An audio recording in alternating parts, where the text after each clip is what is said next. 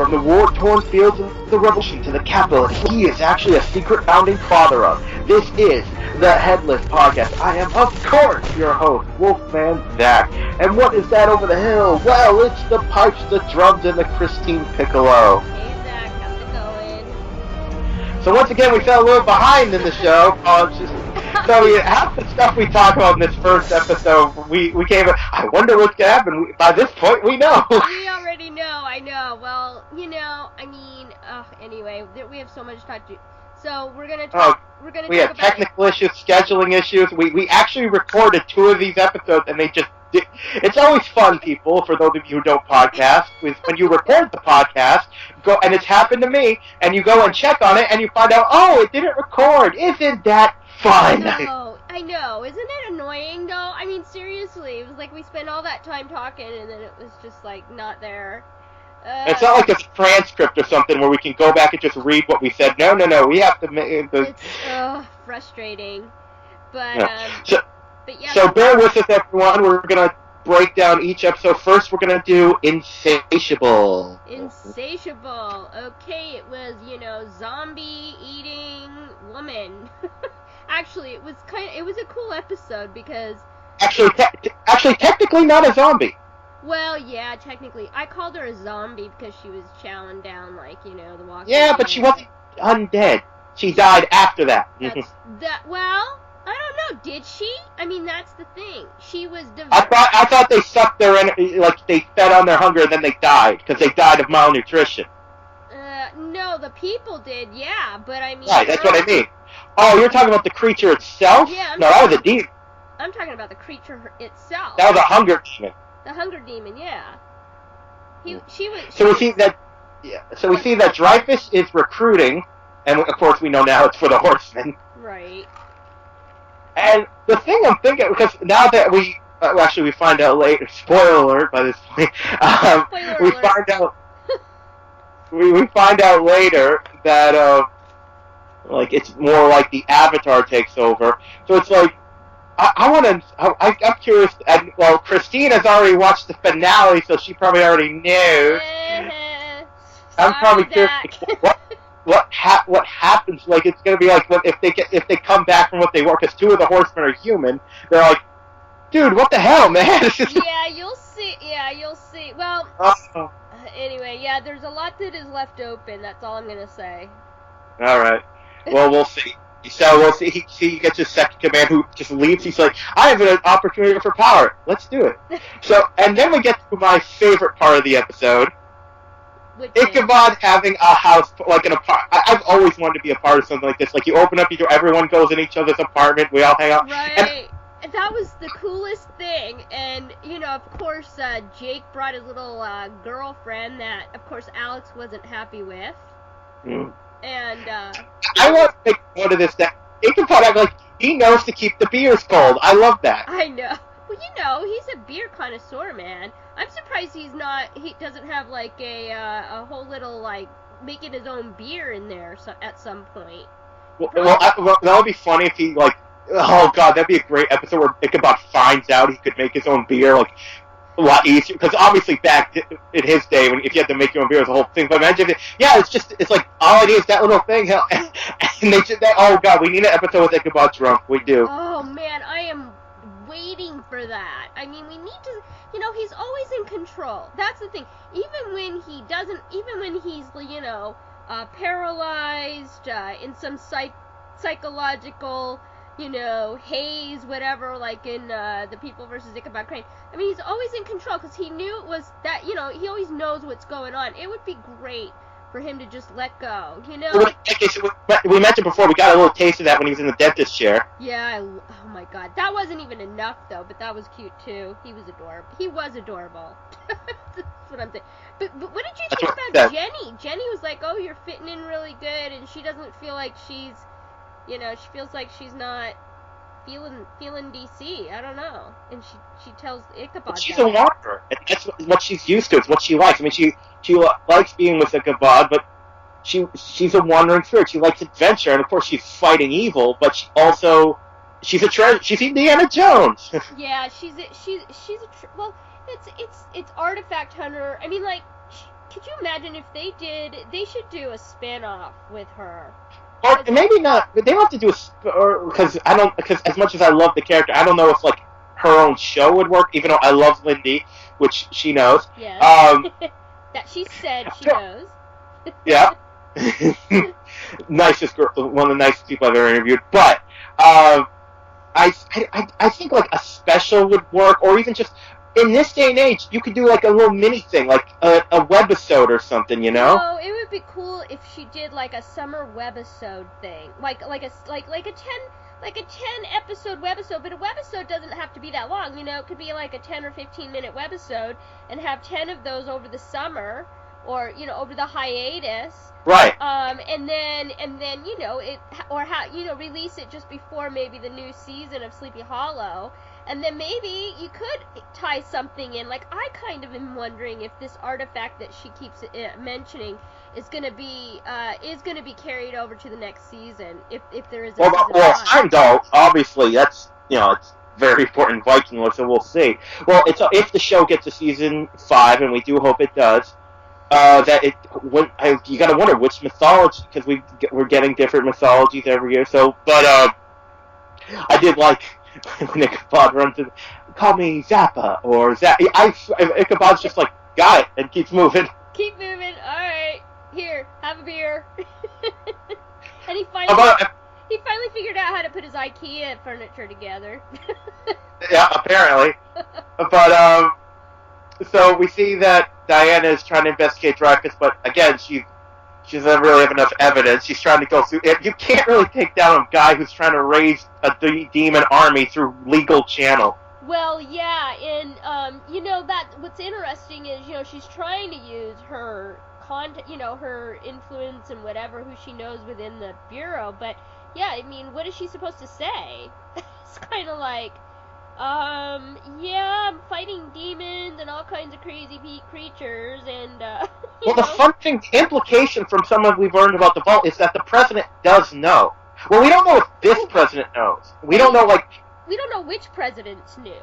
Because... Well, we know some presidents knew, but we don't know when that stopped, Right. Well, I think it stopped with the previous team, the one with the, what was her name, Caroline, was it, or whatever, she... Something like, but yeah, but it's just like that. We don't know. There's so much about the Vault we don't know. We don't know how much, when did because obviously Washington do, I'm guessing the next few, when did it stop, And I can't wait till we get more into that. I know, see, I hope they do. See, we need a lot more background stuff next. See, they have a lot of things that they can do for season 5, so fingers crossed.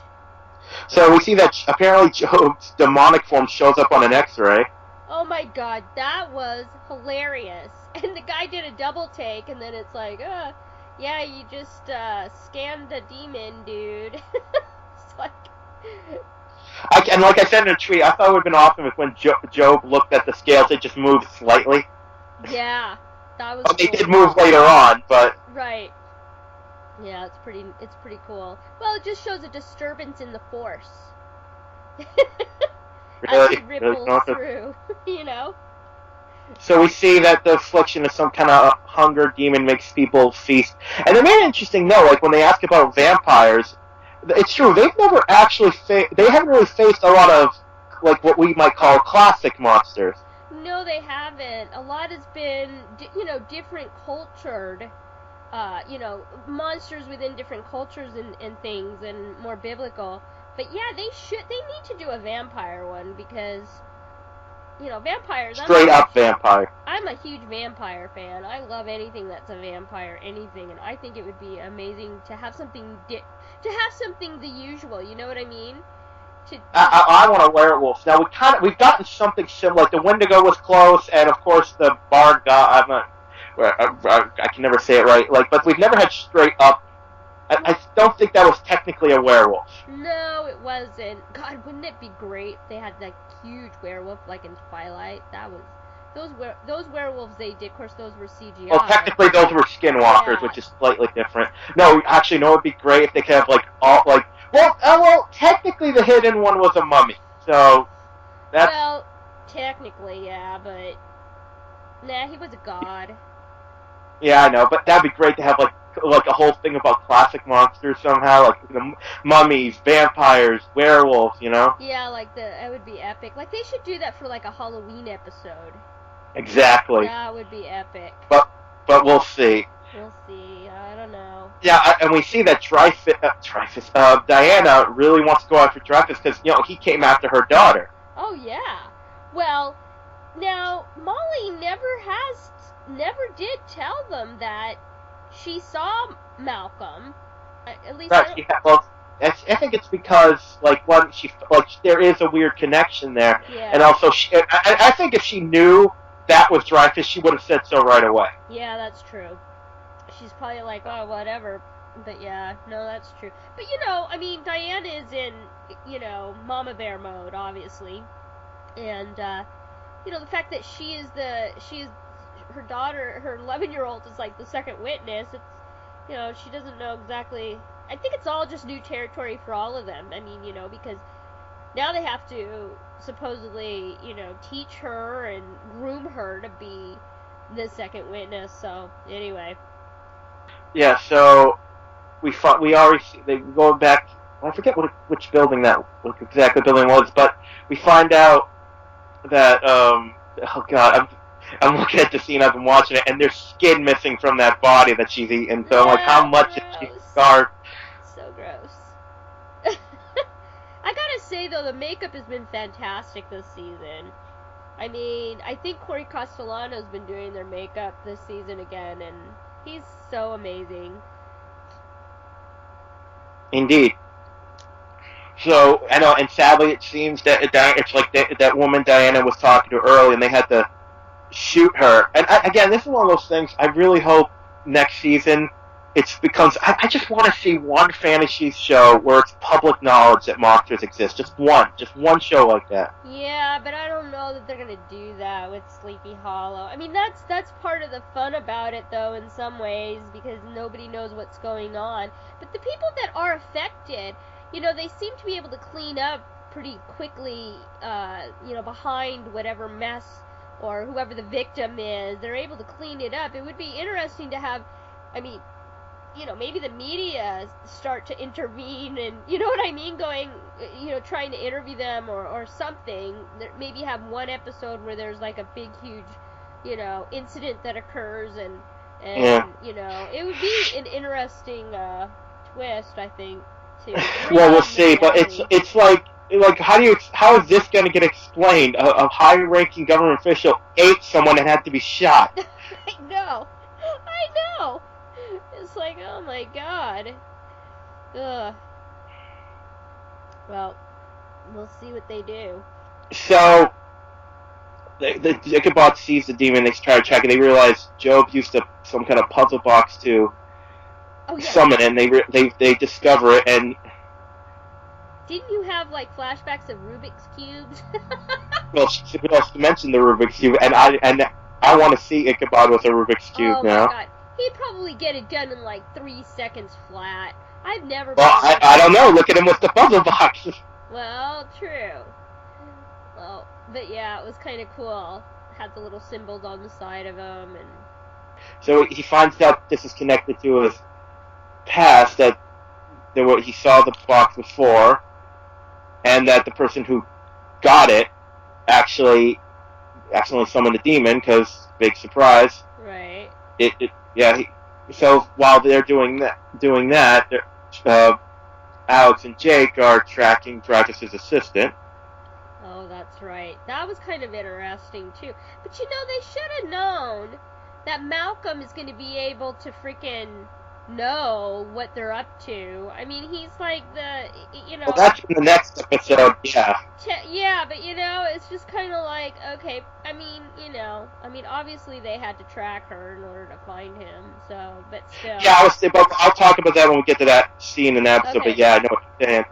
But so, they find the box, and the demon comes to them, and there's a scuffle, and sadly, because that Diana gets distracted, the box gets destroyed. As usual. Yeah.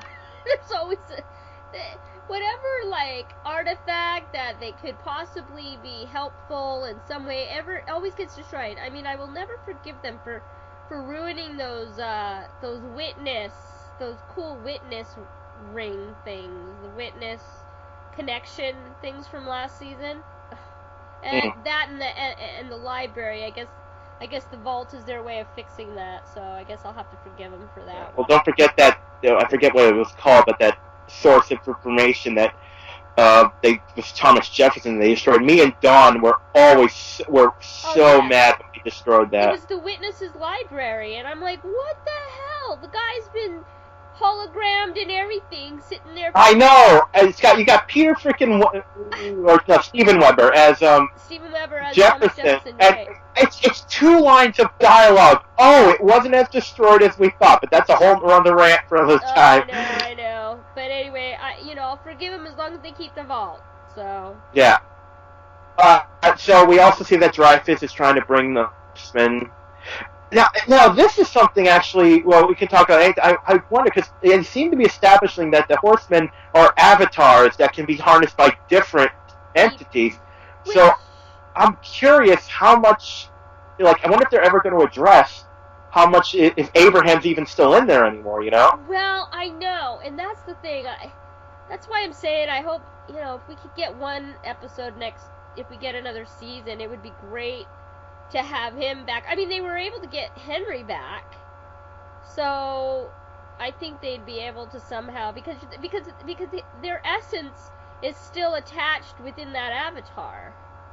So, but then he was the only one that chose to be a horseman. Really, I mean, the other 2 kind of did, but well, yeah, we don't know anything about Logan, and interestingly, Logan, I haven't even seen him since that one episode, so I guess. Well, next time we see him, he's probably going to be a horseman, but right. But again, we know nothing about Moloch. The only horseman we know anything about Moloch's horsemen is Henry and Abraham. So who knows? Well, this time it seems like all 4 are going to be raised this time around. Which is new because I don't think they've ever had all 4 on Earth at the same time because. No, well, unless you count the future episode. Yeah, but that doesn't really count in reality-wise as far as the show goes because even in season 1, I mean, yeah, we'd see him in like the dream state or the remember in the second episode Blood Moon. Ichabod's having that nightmare and that he's being chased. Yeah, that definitely doesn't count. But other than that, I mean, it's always been one or 2 of them, and not all 4. So it's kind of cool, and it's interesting too. Why couldn't Moloch have all 4 of them? Well, I think there was like rules and stuff about how. Because it's one thing when you're on Earth as a human with a demon agent, you can manipulate things. But he was trapped in purgatory, so I still contend, and maybe that I always said that you gotta remember, Moloch was not. Like you said, we meet the devil in this episode, and what happens, evil woman. What I always contended was Moloch was stuck in purgatory for a reason. Like, I bet even hell didn't want him, And there were people, if he made moves too overtly, there were people on either side that would have stopped him. Yeah, okay, I see what you're saying. Yeah, I mean, that situation was a little bit different. But, yeah, so we get a little twistery in this episode. Honor party. Oh, God, and I love that. Because it made sense. I mean, I know, the whole thing about, them eating each other and everything like that. I'm like, oh my God, it was the hunger demon. Totally makes sense. Why didn't they think of that before? I loved it. One thing we also get here, and I really like, is Crane, does a lot of leading in this episode. Riling the troops, getting them together, that sort of thing. Yeah, and I think he's been becoming more of a leader to me. I mean, he's always been a leader, but he seems to be just more. I'm seeing more of a battlefield Crane this season in him, more so than before, because that was one of the things that I love about, that character. I love when he's, on the battlefield and he's very authoritative and he's very focused and last season his focus, her focus, it was just a hot mess. And this season, it's been great that, his focus is there.